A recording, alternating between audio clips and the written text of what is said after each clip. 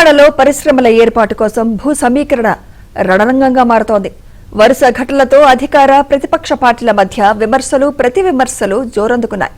లగచర్ల ఘటనతో భూసేకరణ లెక్కలు మరోసారి తెరపైకి వస్తున్నాయి. ఎవరి హయాంలో ఎన్ని ఎకరాల్ని సేకరించారన్న లెక్కలు బయటపడుతున్నాయి.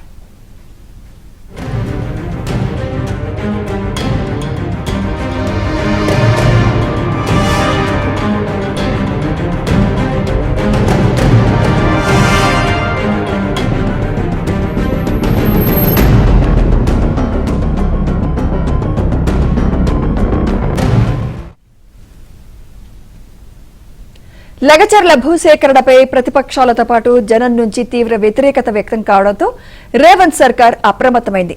ప్రజాభిప్రాయాన్ని పరిగణలోకి తీసుకుని లగచర్లలో భూసేకరణ రద్దు చేస్తున్నట్లు ప్రకటించింది. అయితే లగచర్ల గొడవల వెనుక బీఆర్ఎస్ హస్తం ఉందని కాంగ్రెస్ నేతలు ఆరోపించారు.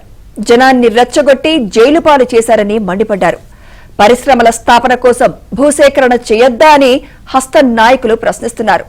రాష్ట్రంలో భూసేకరణ చేయడం నేరమా, నిరుద్యోగులకు ఉద్యోగాలు ఇవ్వద్దా అని సూటిగా నిలదీస్తున్నారు. బీఆర్ఎస్ హయాంలో ప్రాజెక్టుల కోసం భూసేకరణ చేయలేదా అని గుర్తు చేస్తున్నారు.